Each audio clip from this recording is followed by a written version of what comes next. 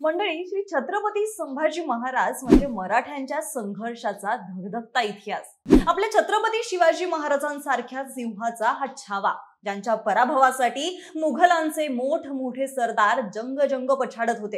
एवढंच नाही तर खुद्द औरंगजेबही त्याच उद्देशाने महाराष्ट्रात उतरला होता। मंडळी, संभाजी महाराजांनी एकाच वेळी इंग्रज, पोर्तुगीज, जंजिराचा सिद्धी, म्हैसूर यांच्याशी झुंज दिली आणि त्यांचा पराभव केला।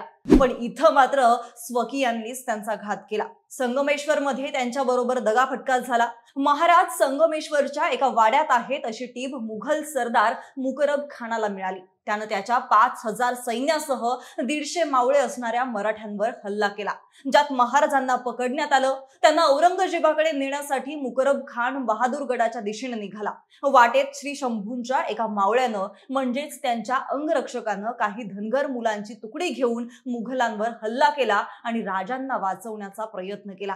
मंडळी, हा अंगरक्षक नेमका कोण होता, जो क्षणाचाही विलंब न करता किंवा महाराजांच्या आज्ञेची वाट न बघता थेट शत्रूवर तुटून पडला? त्या अंगरक्षकाचं पुढे काय झालं? आणि असं म्हणतात की स्वराज्याच्या चाकरीत त्यानं स्वतःला इतकं वाहून घेतलं होतं की तो लग्नच करायचं विसरला होता। आणि शाहू महाराजांनी लक्षात आणून दिल्यावर या अंगरक्षकानं वयाच्या 80व्या वर्षी लग्न केलेलं होतं। ते खरं आहे का? ही सगळी सविस्तर माहिती घेऊयात आपल्या आजच्या या व्हिडिओमधून। नमस्कार, मी मयुरी आणि तुम्हाला तर माहितीच आहे, आपला विषयच भारी आहे। मंडळी, या व्हिडिओमध्ये संपूर्ण माहिती आपण इतिहास अभ्यासक प्राध्यापक सतीश कदम यांच्या लेखातून आणि त्यांच्याशी संपर्क करून घेतलेली आहे, त्यामुळे यातील काही संदर्भाची पुष्टी विषयच भारी करत नाही। मंडळी, ज्योत्याजी केसरकर असं त्या अंगरक्षकाचं नाव होतं। ज्योत्याजी हे शंभू राजेंचे पहिले अंगरक्षक। महाराजांच्या प्रत्येक स्वारीच्या वेळी शिकारीत, बैठकीत ते असायचे। पण नेमकं संगमेश्वरच्या बैठकीत ते नव्हते। मंडळी, संगमेश्वरच्या त्या वाड्यात जेव्हा महाराज आपल्या 150 मावळ्यांसोबत वास्तव्याला होते, तेव्हा कशा पद्धतीने त्यांच्यासोबत दगाफटका झाला? फितुरांच्या मदतीने मुघल सरदार मुकरब खानानं त्या वाड्यात असणाऱ्या मराठ्यांवर हल्ला केला। मराठ्यांचं संख्याबळ कमी पडलं। प्रयत्नांची शर्थ करूनही मराठे मुघलांचा तो हल्ला परतवू शकले नाहीत। प्रसंगी शत्रूने महाराजांना आणि त्यांच्यासोबत असलेल्या कवी कलश यांना पकडलं। ही बातमी जेव्हा ज्योत्याजी केसरकर यांना समजली, तेव्हा कसलाही पुढचा मागचा विचार न करता त्यांनी शत्रूवर हल्ला केला। मंडळी, संगमेश्वर ते बुरहानपूर जवळपास 350 किलोमीटरचं अंतर। या 350 किलोमीटर मध्ये अनेकांनी महाराजांना वाचवण्याचा प्रयत्न केला, पण यात सगळ्यात पहिला हल्ला केला तो ज्योत्याजी केसरकर यांनी। काही ठराविक धनगर मुलांची तुकडी तयार केली आणि सांगलीतल्या 32 शिराळ्याजवळ मुघलांवर हल्ला केला। मंडळी, मुकरब खानाने या हल्ल्याचं चोख नियोजन केलं होतं, त्यामुळे त्याला नडणं काही खायची गोष्ट नव्हती। पण तरी सुद्धा जीवाची बाजी लावत ज्योत्याजी आणि त्यांच्या सोबतच्या मावळ्यांनी स्वराज्याच्या पोशिंद्याला वाचवण्याचा प्रयत्न केला।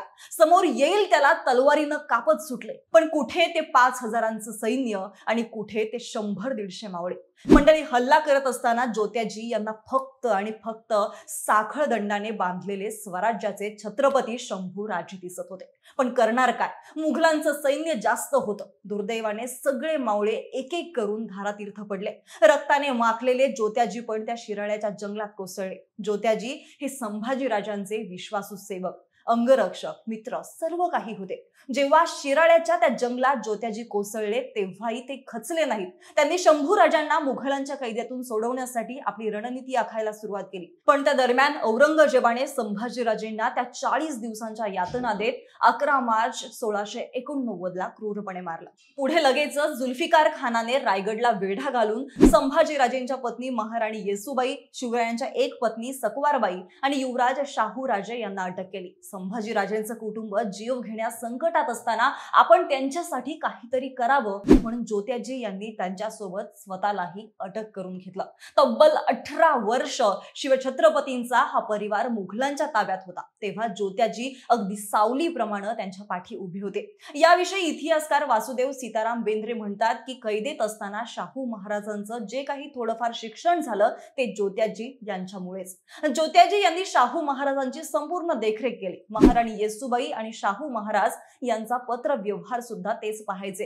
एवढंच नाही तर मुघलांच्या तावडीत असताना शाहू महाराजांचे 2 विवाह करून देण्यातही त्यांनी मोठी जबाबदारी पार पाडली होती। पुढे 20 फेब्रुवारी 1707 ला औरंगजेबाचा मृत्यू झाला आणि त्याचा मुलगा आझम शहानं मुघलांची गादी हस्तगत केली। तेव्हा त्यानं शाहू महाराजांची सुटका केली, पण येसूबाई यांना कैदेतच ठेवलं। बाहेर आल्यानंतर शाहू राजांनी साताऱ्यात मराठ्यांची नवी राजधानी निर्माण केली आणि राज्यकारभार सुरू केला। त्यावेळी दक्षिणेमध्ये हैदराबादचा निजाम मीर कमरुद्दीन खान हा मोगलांचा सुभेदार होता। त्यांच्या मध्यस्थीने छत्रपती शाहूंच्या वतीने पेशवा बाळाजी विश्वनाथ यांच्यासोबत ज्योत्याजी केसरकर हा बादशहाला भेटायला दिल्लीला गेला आणि 3 ऑगस्ट 1707 ला त्यानं मराठ्यांना मोगली प्रांतातून चौथाई आणि सरदेशमुखी वसुलीच्या सनदा आणल्या। पुढे येसूबाई आणि छत्रपतींच्या परिवाराची मुघली कैदेतून सुटका करण्यात त्यांची महत्त्वाची भूमिका होती। मंडळी, या सगळ्या काळात ज्यांनी शाहू महाराजांना मदत केली त्यांना शाहू महाराजांनी सन्मानाने वागवलं, मानाच्या जागा दिल्या, नेमणुका केल्या। त्यात वीरूबाई बसवंतराव कासुर्डे, विठोबा खोजे, इंद्रोजी कदम, शेट्याजी संखपाळ, मायाजी फडतरे, मेघोजी हुकेबारदार आणि ज्योत्याजी केसरकर यांचा समावेश होता। त्यानुसार ज्योत्याजीला सरदेशमुखीचे वतन देऊन 18 कारखान्यावर अधिकारी म्हणून नियुक्ती केली। छत्रपतींच्या स्वारीच्या सोबत पुढे जरीपटका म्हणजेच स्वराज्याचा भगवा झेंडा घेऊन ढालगज हत्तीवर बसण्याचा मान ज्योत्याजी यांना देण्यात आला। पुढे ज्योत्याजीने सातारच्या राजधानीत गुरुवारपेठ नावाची नवीन वस्ती वसवली। ज्योत्याजीने छत्रपती संभाजी राजांपासून सुरू केलेली सेवा छत्रपती शाहू महाराजांपर्यंत येऊन ठेवली। या सगळ्यात 50 वर्षांचा काळ गेला, पण या सगळ्यामध्ये ज्योत्याजी त्यांचं खाजगी आयुष्य जगणं विसरून गेलेले होते। अशात एके दिवशी शाहू महाराजांनी ज्योत्याजींना बोलावून घेतलं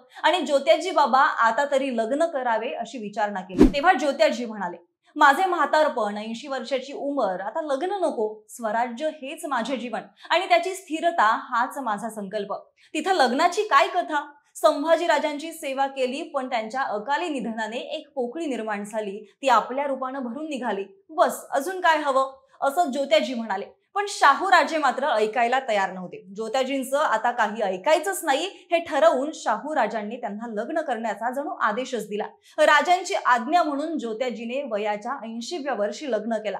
पुढे त्यांना मुलंही झाली। ज्योत्याजींचं मूळ गाव सावंतवाडी जवळचं केसरी, पुढे कोल्हापूर जिल्ह्यातील पन्हाळा तालुक्यातील पुनाळ हे गाव त्यांच्या जहागिरीचं गाव राहिलं। आज या दोन्ही गावामध्ये केसरकर आडनावाचे अनेक लोक राहतात। त्यांच्या पुढील वंशजांकडे गावची पाटीलकी होती, त्यामुळे ते केसरकर पाटील असं आडनाव लावतात। आजही पन्हाळा किल्ल्याजवळील पुनाळ या ठिकाणी ज्योत्याजी केसरकर या निस्वार्थी मावळ्याची समाधी मोठ्या डौलाने उभी आहे। पण मंडळी, ही माहिती तुम्हाला कशी वाटली ते आम्हाला कमेंट करून नक्की कळवा। व्हिडिओ आवडला असेल तर व्हिडिओला लाईक करा, शेअर करा, सोबतच आपल्या विषयच भारी या YouTube चॅनलला सबस्क्राईब करायला विसरू नका।